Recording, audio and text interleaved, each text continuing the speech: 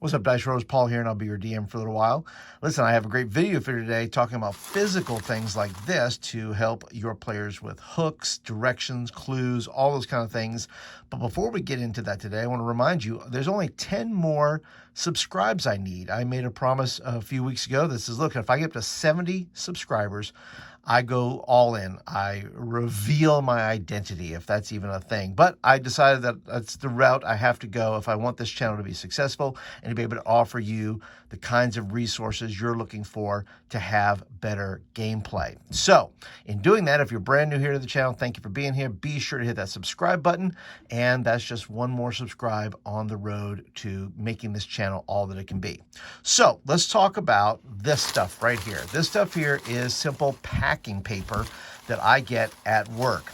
And the thing I love about it is already this kind of crumpled up map quality that you would want to find in a game, something that you would describe. And the thing about this that I didn't realize before is that the paper they put in most boxes, like your Amazon or the boxes that they pack my stuff in, is perforated. You can actually, unfold the paper and actually make it as clean or as crumpled as you want. So let's go ahead and get into this. The first thing I want to talk about is using this kind of packing paper, stuff that's just laying around here. The first thing you can use it for is a hook. So let's say your players find somebody laying in an alleyway and they've just gotten through this massive battle, and you describe the fight they see, and then somebody runs off. Well, you find here that in their hand, they have a note that says, the flying rat. Now, the flying rat could be anything. This is your hook part, right? Where you say, well, what is the flying rat? That's their goal, is to find out what the flying rat is. Is it a ship? Is it a bar? Is it a person? You don't know, but this in and of itself leads into so many directions. Only you'll know what that is. But this gives your players something really physical to look to. Now, I just did it in simple marker. If you want to do it in calligraphy, you want to do it in something else, well, then that's fine. But something simple like this, if you rolled that up and said you find this in the man's hand, and then they unfold that and say, wow, there's that thing, that could lead to a great hook. And if you're playing an open sandbox type of game, this could work for you, because if you don't have an adventure idea, now you do. The flying rat. This is a list you can find maybe in a wizard study or something on a dead wizard's body. This is a shopping list, basically, right? It's bat guano, bone dust. It doesn't have to be a wizard. It could be the wizard's minion who happens to get killed somewhere, and they find this on this body: bat guano, bone dust, crushed black pearl, sulfur, flesh. And what this is these are all elements in 3 spells: Fireball, Animate Dead, and Circle of Death, which the list can give you actual clues to the type of spells being used if you have a wizard among you, or a warlock, or any type of spellcaster. You can also use this as a clue to what is maybe going down, what is happening, why do they need, why does this person getting these things, why do they need a fireball or animate dead or circle of death, which leads then to the plot.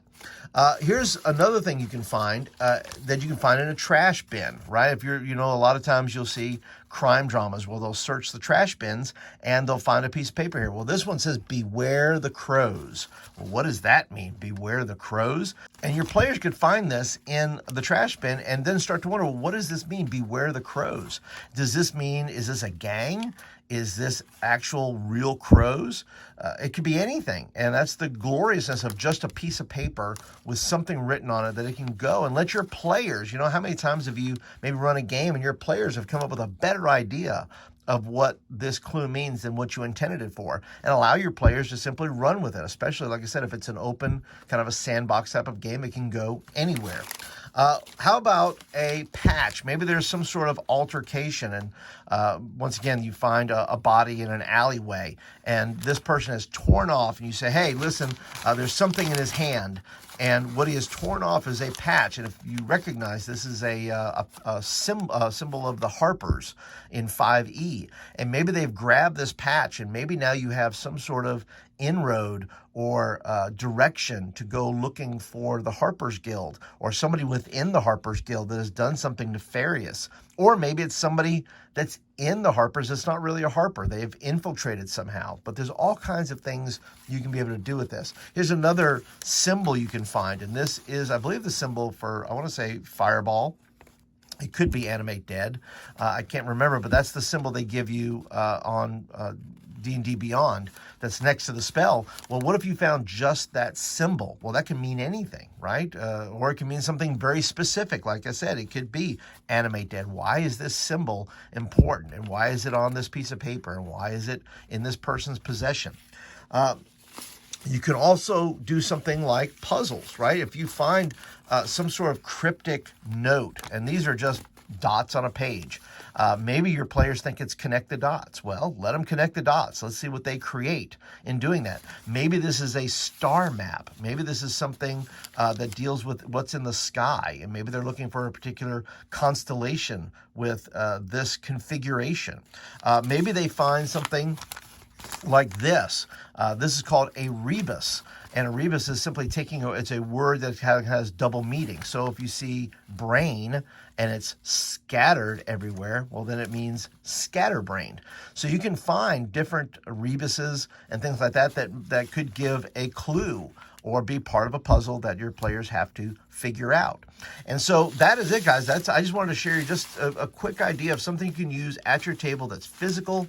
You can have a bunch of these just laying around, put them in a bag or a box or something like that. And when you want to put something in somebody's hand or laying on a table or in a trash can or something like that, well, you have these little pieces of paper that are right here in front of you. So that is it, guys. I would love to hear your ideas. What is something you could put on some of these pieces of paper that you would leave laying around to help your players with direction, to get them moving to where you want them to go? Or maybe a hook, or what would you use as a clue? Maybe you've used these before. I want to hear your ideas. Leave me some comments down below.